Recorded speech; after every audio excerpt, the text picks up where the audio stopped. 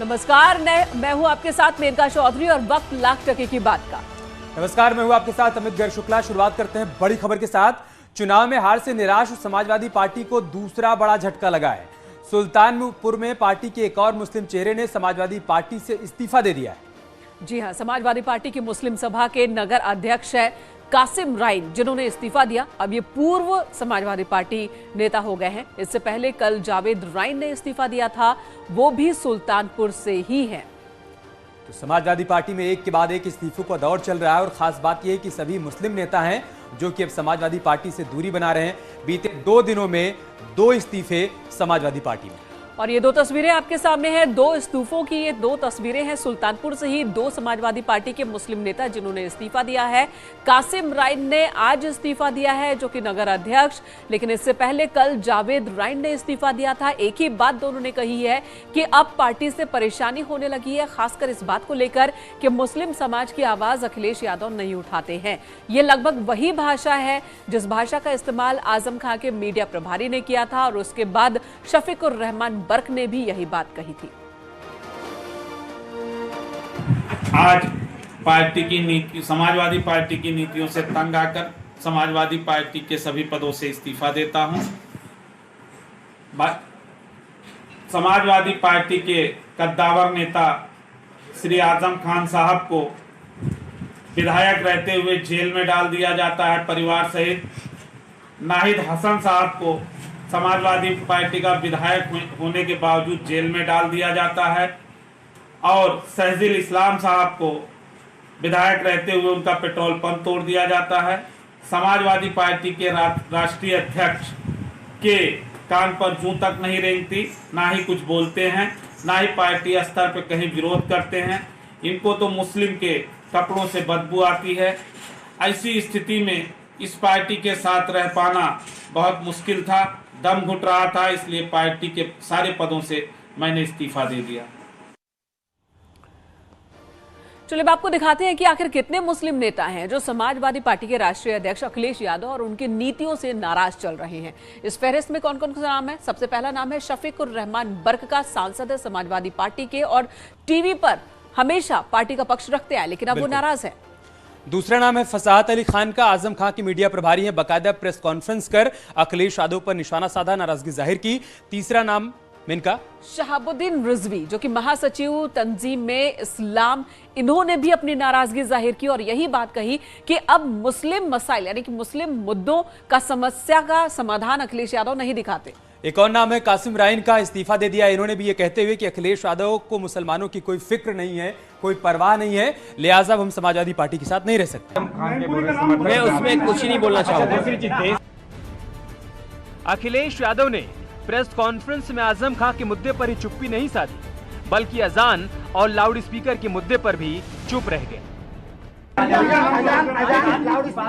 अरे छोड़िए इन बातों को। आपको अगर बेरोजगारी पे बात करनी हो, महंगाई पे, तो मैं कर सकता हूँ। अखिलेश यादव का यह रवैया तब बरकरार है जब उन पर मुस्लिम से दूरी बनाने के आरोप लग रहे हैं।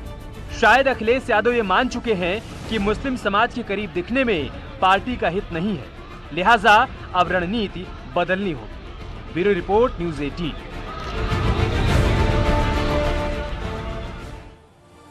तो चुनाव के दौरान सभी रंगों को साथ लाने की बात करते थे अखिलेश यादव, लेकिन आज कई मसलों पर चुप्पी साध रहे हैं। प्रेस कॉन्फ्रेंस में अखिलेश यादव ने आजम खां पर बोलने से इनकार कर दिया, तो चाचा के सवाल पर तंज कस गए। सवाल था कि अपर्णा के बाद चाचा भी बीजेपी में जाने की तैयारी में हैं।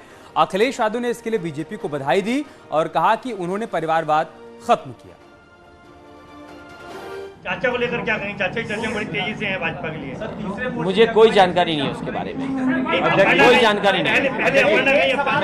नहीं, इसलिए मैं बधाई देता हूँ आपको। बीजेपी के लोगों को कम से कम परिवारवाद तो खत्म कर रहे हैं। चाचा को लेकर क्या कहेंगे? चाचा की चर्चा बड़ी तेजी।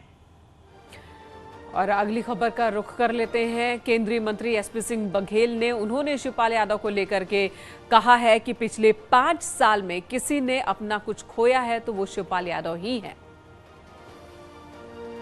उनका अपना निजी निर्णय है और हमारे हाईकमान का निर्णय रहेगा जो भी वो करेंगे, लेकिन पिछले 5 साल में अगर सर्वाधिक रूप से किसी ने खोया है, उनका नाम श्री शिवपाल सिंह यादव है।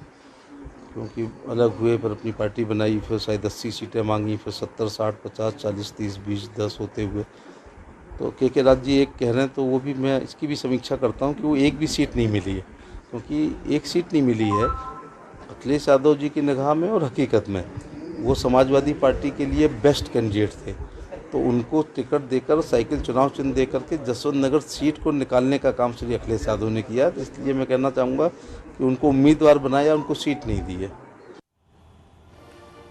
इधर संतों को लेकर किए गए ट्वीट पर अखिलेश यादव और अपर्णा यादव आमने सामने आ गए हैं। दरअसल अखिलेश यादव ने कहा कि कुछ लोग संतों का चोला पहनकर गलत काम कर रहे हैं, और इसी पर अपर्णा यादव ने कहा कि भगवा हमारी संस्कृति की पहचान है। भगवा पहनने के बाद अपराध करने के विचार खुद चले जाते हैं। और बताओ साधु संत क्या कह रहे थे बेटियों के लिए? क्या मुसलमान भाइयों की बेटी क्या बेटी नहीं है, क्या बहन नहीं है?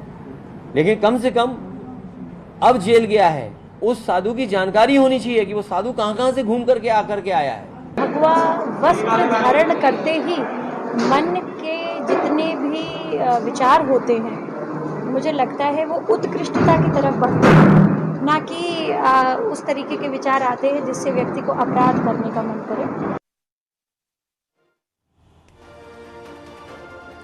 और देश के सभी प्रधानमंत्रियों के बारे में जानकारी सजोए प्रधानमंत्री म्यूजियम आज जनता के लिए खोल दिया गया है। प्रधानमंत्री नरेंद्र मोदी ने म्यूजियम का उद्घाटन किया। म्यूजियम से लोग आजादी से अब तक देश के बारे में जान पाएंगे। क्या कुछ खासियत इस म्यूजियम के भीतर देखने को मिलने वाली है, सब कुछ हम आपको सिलसिलेवार तरीके से बताने जा रहे हैं। बिल्कुल, तो ये देखिए, ये प्रधानमंत्री म्यूजियम 2018 में निर्माण की शुरुआत हुई थी। एंट्री गेट पर सभी पीएम की तस्वीर है। एंट्री गेट पर ही सभी प्रधानमंत्री आजादी से लेकर अभी तक के मौजूदा प्रधानमंत्री की तस्वीर आपको देखने को एंट्री गेट पर ही मिल जाएगी। सबके बारे में जानकारी होगी। स्वतंत्रता दिवस के भाषण में भी ये बात कही थी प्रधानमंत्री ने। इसके अलावा म्यूजियम में तमाम दस्तावेज रखे गए हैं। म्यूजियम को 10,000 वर्ग मीटर में बनाया गया है। म्यूजियम पर 271 करोड़ की लागत आई है। और इस म्यूजियम, ये जो म्यूजियम है, 3 मूर्ति एस्टेट में स्थित है, जिसका निर्माण 2018 में शुरू हुआ था। म्यूजियम के उद्घाटन के बाद प्रधानमंत्री ने कहा कि युवा यहां आकर अतीत से सीखकर भविष्य के बारे में सोच सकेंगे। म्यूजियम में युवा पीढ़ी के लिए नई ऊर्जा का कारण भी बनेगा। चलिए, म्यूजियम के अंदर की तस्वीर भी इस वक्त आप टीवी स्क्रीन पर देख रहे हैं। ये उस वक्त की तस्वीर है जब प्रधानमंत्री नरेंद्र मोदी ने उद्घाटन किया, और इन्हीं तस्वीरों की हम बात कर रहे हैं। अटल बिहारी वाजपेयी की ये तस्वीर देखते हुए पीएम मोदी नजर आ रहे हैं। आजादी के बाद से लेकर अब तक के जितने भी प्रधानमंत्री रहे हैं, सबके बारे में जानकारी इस म्यूजियम में होगी। और स्वतंत्रता दिवस के मौके पर लाल किले की प्राचीर से जो भाषण दिए गए हैं, वो भी आपको यहाँ पर सुनने और देखने को मिलेंगे। कुल मिलाकर कोशिश यही की गई है कि सभी प्रधानमंत्रियों से जुड़ी हुई जितनी भी यादें हैं, उनको यहाँ पर संजो कर रखा जाए। और यही वजह कि म्यूजियम का नाम प्रधानमंत्री म्यूजियम रखा गया है। भविष्य के निर्माण का भी एक ऊर्जा केंद्र बनेगा। अलग अलग दौर में लीडरशिप की क्या चुनौतियां रही, कैसे उनसे निपटा गया, इसको लेकर भी भावी पीढ़ी के लिए ये एक बड़ी प्रेरणा का माध्यम बनेगा।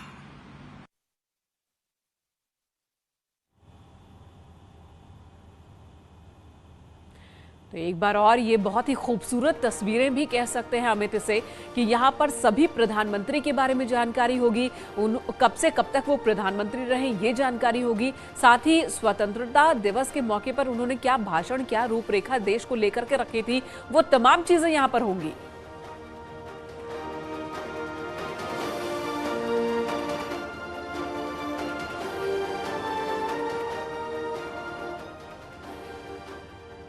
और आरएसएस प्रमुख मोहन भागवत की तरफ से आज एक बड़ा बयान दिया गया। उन्होंने अखंड भारत का एक बार फिर से जिक्र किया है, और इस जिक्र के साथ ही सियासत भी तेज हो गई।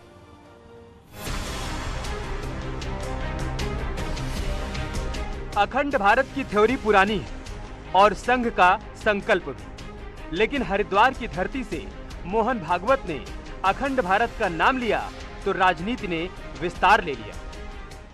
तो धर्म का उत्थान, भारत का उत्थान, कि अब भारत अपने उत्थान की पटरी पर जो बल चल पड़ा है, इसको अब उस उत्थान को पूरा किए बिना रुकना नहीं है। इसको रोकने वाले हट जाएंगे या मिट जाएंगे, ये नहीं रुकने वाला। संघ प्रमुख मोहन भागवत के इस बयान पर सबसे पहली प्रतिक्रिया शिवसेना की ओर से आई।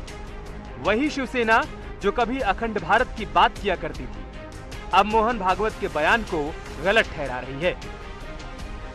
कभी कंधार तक हमारी सीमाएं थी, वो भी लीजिए, श्रीलंका भी लीजिए, और एक अखंड हिंदुस्तान, एक महासत्ता बना लीजिए, किसी ने रोका नहीं है।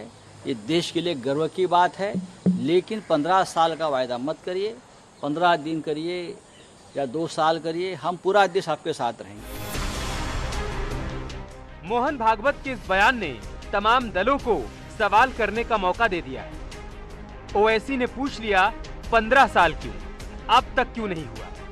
बीजेपी कह रही है पूरी स्पीच सुनो, विवाद पैदा मत करो। मैं मोहन भागवत साहब को ये बोलना चाहूंगा कि अखंड भारत की ये बातें मत करो। जो इलाके में चीन भारत की जमीन पर कब्जा करके बैठा है, डेप्सांग में, डेमचाक में, हॉट स्प्रिंग में, उसकी बात करो आप। हमारी फौज उन इलाकों में पेट्रोलिंग नहीं कर सकती और आप अखंड भारत की बात करते हैं। 15 साल क्यों कर रहे भाई, 8 साल में कर लेना था आपको। अखंड भारत की कल्पना मोहन भागवत जी कर रहे हैं, वो कल्पना नहीं की जा सकती और वो उसके बारे में सोचा नहीं जा सकता। वो केवल धर्म के आधार पर समाज को बांटने का फार्मूला इनका अवश्य रहता है। तो अखंड भारत के संकल्प के साथ सदैव जुड़े हुए हैं, लेकिन अगर राष्ट्रीय स्वयंसेवक संघ के हमारे पूज्य सरसंघ चालक जी कुछ कहे हैं तो पूरी बात पढ़िएगा, पूरी बात देखिएगा, उसके संबंध में मेरा बयान लेकर के उसको कंट्रोवर्सी में मत डाल दीजिएगा।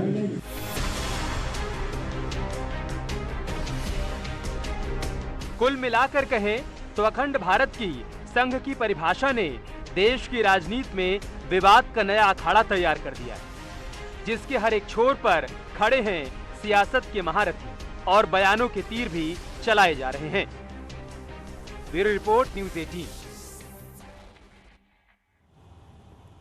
इधर उपराष्ट्रपति एम वेंकैया नायडू लखनऊ में है। मंत्रिमंडल के सदस्यों के साथ उपराष्ट्रपति